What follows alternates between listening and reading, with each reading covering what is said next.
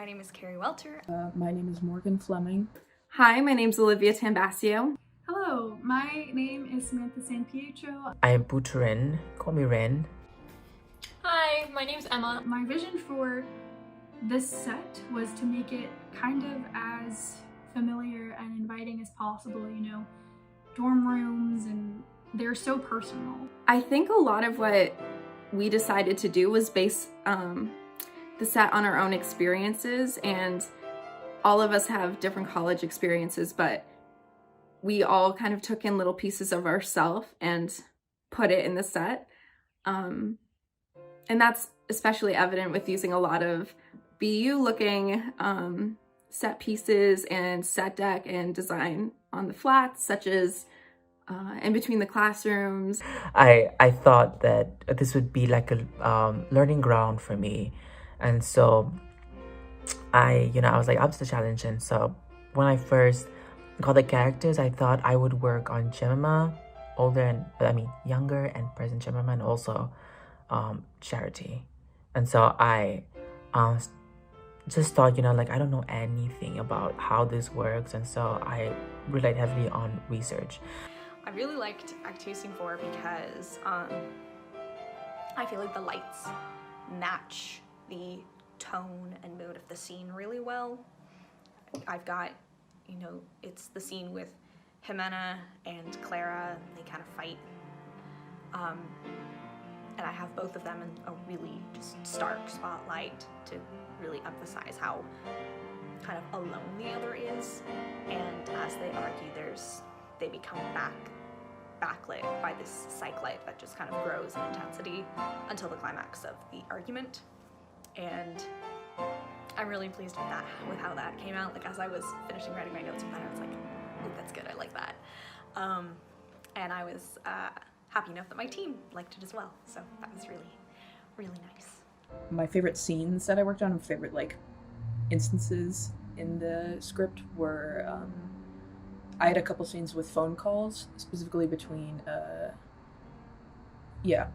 couple different characters, but I wanted to really kind of figure out a way to make them connected through the phone call with the lights. So what we ended up doing, and we ended up transferring this to all the different phone calls that happen in the entire play, not just in my acts, but not just in my scenes, but we ended up using really harsh spotlights to try and isolate them on the stage and kind of bring them out of their physical environment and into this digital connection between the two of them. And that was just fun to work on with my group members and try and figure out exactly how we wanted to kind of illustrate that. I am also very lucky to be a part of the show, and I focused on Clara and Eve's dorm in Act 1 and Act 2 because it's one of the bigger focal points of our set, and I am lucky enough to play both Clara and Eve. So we got to do these wonderful character workshops throughout this process where all of the different Claras and Eves and other characters did them as well. Got to talk about, what we thought Clara was like, how we would describe her, what her hobbies were, what music she would listen to, what shows she likes, all of that stuff. And that was really helpful for me to create this dorm because, dorms, especially a freshman dorm, it's your first kind of home outside of wherever you were living, whether it be with family or, family friends. This is kind of one of the first spaces you can really make for yourself. One thing that we decided to do was include this motif of flowers, and we got that from reading the script. And also the TDs had this vision and they were like, flowers are really important. And then upon reading the script, we were like, oh yeah, I think flowers would be great. So in each scene, whether it's obvious or not, there is this aspect of a flower. There might be a flower in a picture on the wall or on the bulletin board, or it might be more obvious. Such as in the funeral home, there are flowers, obviously, or a vase with a flower that's wilted on a table. So we really wanted this motif throughout the whole thing, and it kind of tied the set together even more.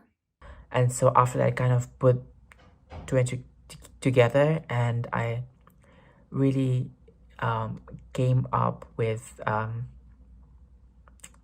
kind of like the outline of what their style would be like. And so I looked up some images online and did some like research. I looked up Pinterest and just like really made it more concrete, made the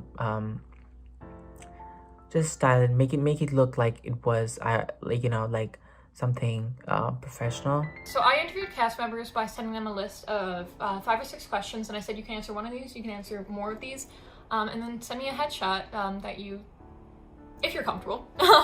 So I just emailed them, and I made sure to I gave them all feedback if I had time, because it's really nice of them. Some of them wrote a lot, and I feel bad because I couldn't even fit it all on the slides, but some of them answered every single question. All I said was, you only have to answer one question, but some of them just answered every question, and you could tell how passionate they were about their characters, which is awesome.